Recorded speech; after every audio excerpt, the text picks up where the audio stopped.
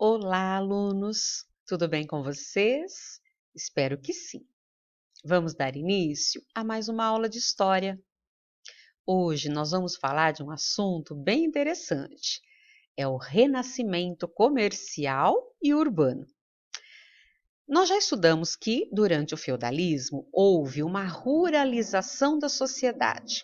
As pessoas foram morar no campo, dentro dos feudos, que os feudos eram autossuficientes e que o comércio praticamente desapareceu, não é?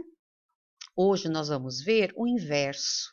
As pessoas que saem de dentro dos feudos, buscam o comércio e reorganizam, né? Fazem aglomerações que formam as cidades novamente.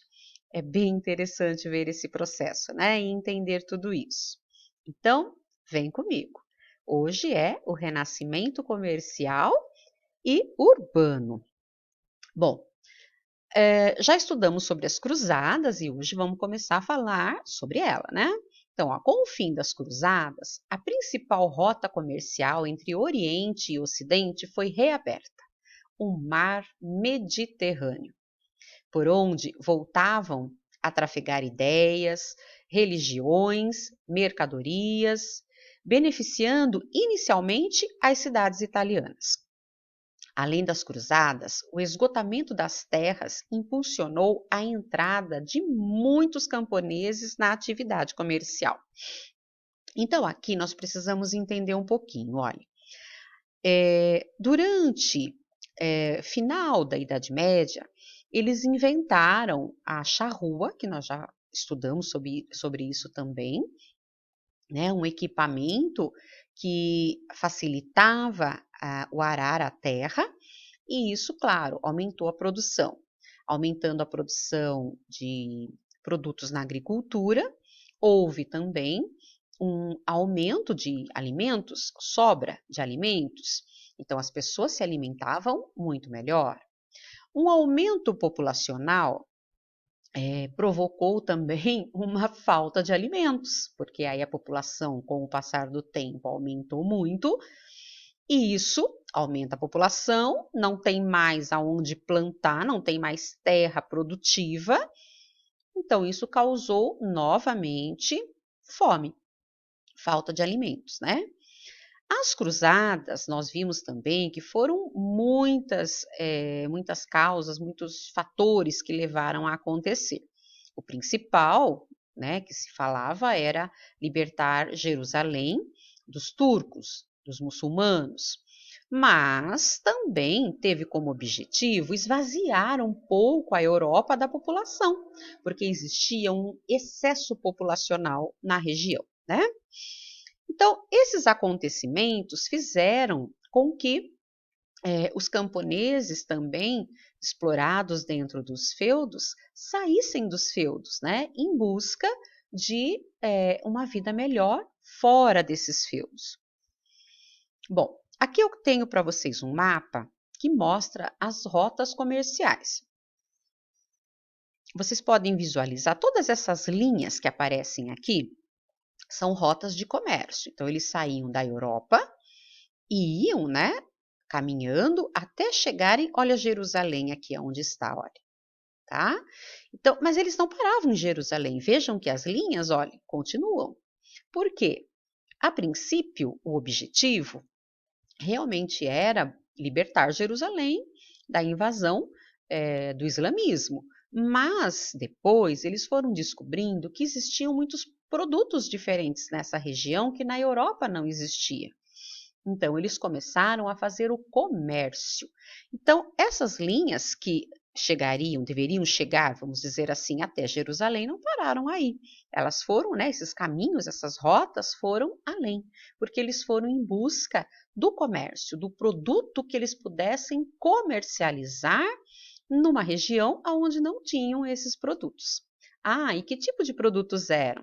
Olha, iam desde perfumes, essências, né? Até as especiarias, que eram vamos dizer assim, os temperinhos que a gente usa hoje na comida, o cravo, que a gente faz chá, né? Faz doce, cravo, canela, a pimenta, é, o gengibre, ah, que mais que a gente, deixa eu ver, o gengibre, orégano, noz moscada, anis. Então, assim, eram coisas que eles usavam como tempero para melhorar o sabor dos alimentos, né?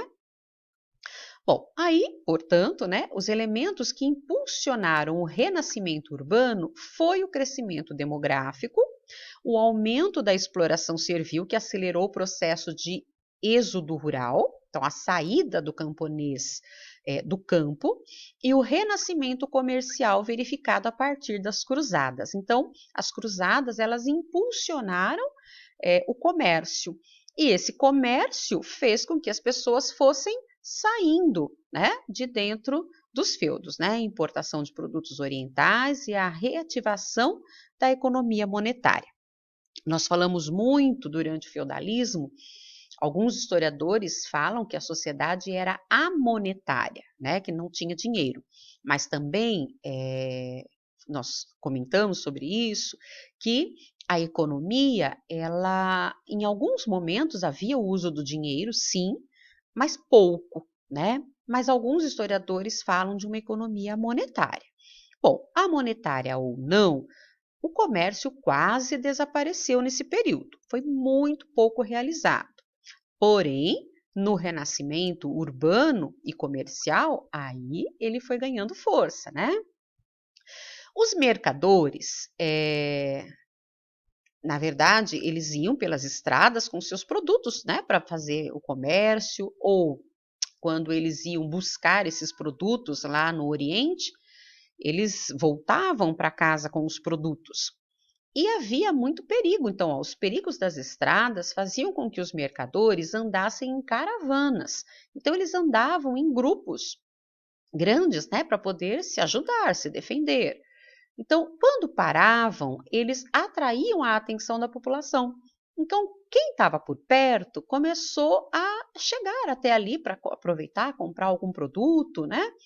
Então, o que era uma coisa casual, o que era uma coisa para acontecer de vez em quando, um encontro, uma parada deles, né? Transformou-se em feiras, né? Então, as feiras foram se organizando para vender os produtos. E isso, gente, foi ganhando um espaço muito grande, né? Então, surgiram aí grandes centros de trocas, né? Então, o aumento do consumo resultou em dois importantes centros de trocas. A gente tem Champagne, que reunia comerciantes do Mediterrâneo, do Báltico e do Mar do Norte, e Flandres. Aqui tem um mapa que mostra para vocês essa localidade, ó, Reino da França. Então, aqui é Champagne, ó, onde a gente tem esses marcadores verdes, e aonde a gente tem esse outro espaço marcado aqui, ó, é a região de Flandres. Então, foram duas regiões muito importantes que se formaram dessas paradas, né, e se tornaram comércios, né, regiões de comércio muito importantes naquele momento histórico. Bom, e aí a moeda? A moeda que não existia voltou a existir, ou que existia pouco voltou a existir. Então, o aumento do comércio houve também um aumento das atividades financeiras, com a troca de dinheiro, financiamentos e empréstimos. Neste comércio, o produto de negociação era o próprio dinheiro. Então, aí foi surgindo o quê? Ó, os trocadores de dinheiro, ou como eram chamados, os banqueiros. E hoje a gente tem os bancos também. Eles foram os precursores dos banqueiros de hoje. Olha que legal! Eles eram muito importantes nas feiras, pois se uma pessoa viesse de uma região trazendo um tipo de moeda, vamos dizer assim, que a pessoa trouxesse lá um saquinho de moedas de prata, mas naquela feira tudo era comercializado com moedas de ouro. Então, o que ele tinha que fazer? Ele tinha que ir lá com os trocadores de dinheiro, né? os cambistas, como eram chamados em alguns momentos também, e eles faziam a troca. Então, o que esse banqueiro fazia? Ó, quer ver onde está? Logo, esses comerciantes pesavam, avaliavam e trocavam os mais variados tipos de moedas. Então, eles pesavam. O saquinho de moeda de prata tem quanto? Ah, tanto peso. Saquinho de ouro tem quanto? Tem tanto em peso. O que vale mais? É a moeda de ouro ou é a moeda de prata, né? Para eles ali. Então, eles avaliavam e faziam a troca pelo dinheiro local. E a pessoa podia comercializar o que ela quisesse, né? Então, foi aí que surgiu o início, né, dos bancos que a gente tem hoje. Bom, o aumento das atividades comerciais levou à formação de ligas ou hansas, que eram associações que defendiam os interesses dos comerciantes, né? As primeiras foram formadas no século XII e cuidavam do comércio em larga escala. Então, as ligas ou hansas, elas foram muito importantes, porque elas organizavam os comerciantes e defendiam os seus interesses, né? A Liga Hanseática foi a mais importante que nós tivemos, tá? A que teve mais destaque.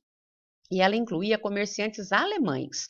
Então, aqui aparece no mapa, ó, aonde ficavam, né, as principais feiras ali, aonde tinham o comércio que estava protegido, né, por essa Liga Hanseática, ó, com cerca de 80 cidades, entre elas Hamburgo e Danzig. Surgiu em 1241, no seu apogeu, no século XV, a Liga era uma confederação político-econômica, possuindo frotas, exércitos e governo próprio.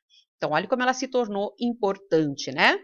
E em amarelo, aqui, olha, aparece as rotas comerciais que eles faziam para trazer os produtos, né, aqui para a Liga Hanseática, né, onde hoje, mais ou menos, é a Alemanha.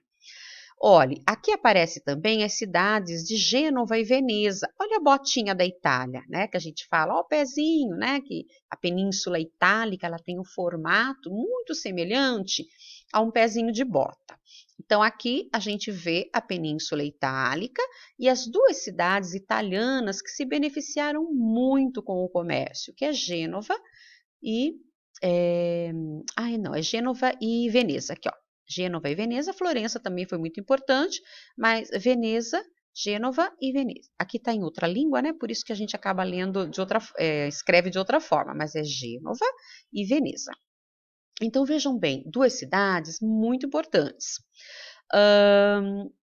Vamos ver aqui, bom, aqui a gente já vamos para frente. Então, o artesanato. Bom, aqui, ó, nós estamos falando de associações de comerciantes. Agora nós vamos falar da associação de artesãos. Então, o artesanato, ele sempre foi muito importante nos feudos, e aí ele ganhou uma força muito maior e durante esse renascimento comercial. E aí surgiram as corporações de ofício, que eram chamadas também de guildas ou grêmios. E elas funcionavam como proteções, né, as corporações de ofício, para defender os interesses dos artesãos. Os artesãos, eu coloquei umas fotos aqui para vocês, olha, que eram aqueles que já chegavam, né, num nível de conhecimento muito grande. Então, eles pegavam jovenzinhos, né, meninos, jovenzinhos que pudessem aprender o serviço e usava o serviço desses jovens para fazer o trabalho dele. Então, aqui é um sapateiro, olha, que está ensinando dois jovens a fazer o sapato. E o sapato era um trabalho artesanal. Olha, o meu tempo está acabando nesse vídeo, eu vou pausá-lo e já retornamos logo, logo com mais um vídeo. Me aguarde, tá bom?